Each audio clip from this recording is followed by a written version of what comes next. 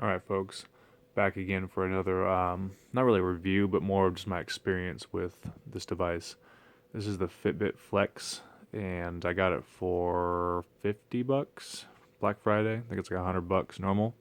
I've been wearing it since I got it, and it's very simple to use, very easy to adapt to. Doesn't feel very um, uh, obtrusive on my wrist, and it's stayed charged for quite a long time, as well as charged very quickly. So this is the Flex version. I know there's a whole bunch of different versions they have. And the cool thing about the Fitbit is it's just a small little device that's inside of this. This is just a casing or a carrier for your actual device, which is inside here. Probably can't see it without turning on my light, but it's right in here on the bottom side of it. And basically it's got a little arrow that tells you which way you get it plugged in. There we go. You can see it right there. So to take it out, you literally just pull this thing apart, and it's all rubbery around the outside, and it just pops right out. And then you can plug it in, um, or you can put it in other devices or other bands that you may have, different colored ones. I know they sell some pretty cool colors. But with this particular device, it connects to your phone. There's an app you can get, and it's free, obviously. And it tells you all kinds of good stuff about both sleeping and fitness. So it tracks your sleep and your fitness. And the thing about older models of this, I guess, is for it to track sleep, you have to double tap on it. And if you do, or not really a double tap, but more like an aggressive tap. So that's just the double tap type of thing. You can just kind of tap it in the right spot.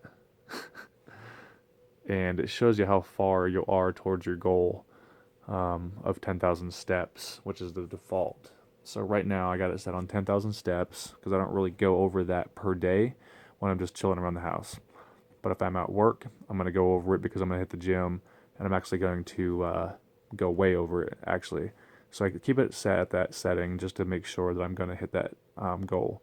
And it's been tracking my sleep for about 4 or 5 days now. And I hit my goal of 8 hours of sleep last night and almost got 9 hours of sleep. That's because it was the weekend, went to bed late, slept in for a little while till about 9 o'clock. So that's why I got my 8 hour goal, and it gave me an achievement badge for that. Now it's got little prongs here that snap into these little holes. So there's two of them, and it snaps in really easy. When I first got it, snapping it on my wrist, putting in these things was not easy. It didn't want to go in very well. But it's got to line it up right when it's on your wrist and just push down and it snaps right in, no problem. Um, so it kind of broke itself in a little bit. But like I said about the sleep mode, is if you tap this thing a whole bunch of times, I'm not going to do it. It's going to go into sleep mode, and it's going to basically think you're sleeping. Now, this version of it goes into sleep mode automatically when it senses you haven't moved around for a while. It starts sleep mode, and it tells you how many times you've woke up, how many times you've been restless over the night, all that good stuff. So I got the black one because in my uniform for work, I can't wear different colored ones. Probably around the house I could, or around the town, but at work I got to wear the black one. So this is the little sensor device right here in terms of your LEDs lighting up, telling you how far towards your goal you are. So the further it gets, not a focus. There we go. The further it gets along this thing, the more it's gonna get towards that goal. So when it reaches the goal, it vibrates and kind of does a little light display, and you've reached your goal. You can change that goal, or you can make it based on not steps, but more of like calorie burn. Um, so the app itself works really, really well, giving you all that good information about the device and what you've been doing throughout the day. It's obviously another tool that you can use along with your other fitness tools to get a better calculation of how you're doing towards fitness. It's not going to give you everything. It's not going to be a thing that I'm going to rely on as my ultimate fitness tracker, but it's definitely something I add to my arsenal to get my fitness tracked.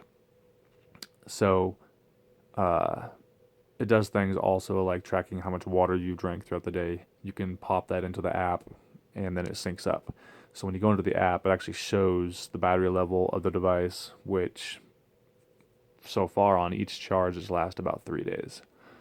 That's pretty good because it's all it's doing is tracking your steps. It's a pedometer. It's not doing anything crazy like a watch or a phone.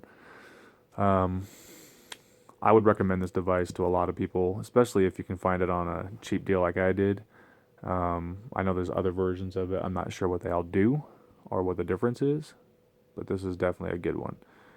I've only had it about a week now, and nothing but good things about it. Easy to use, easy to charge, holds a good charge, gives you good information on the app. It's kind of cool just to have something like that to track your movement to kind of see how sedentary you've been. And like I said, these guys are doing good things. They always have for quite a while now with the Fitbit company. If you guys got any questions about it, let me know. Definitely a win for anyone that wants to buy one. And I'll see you next time.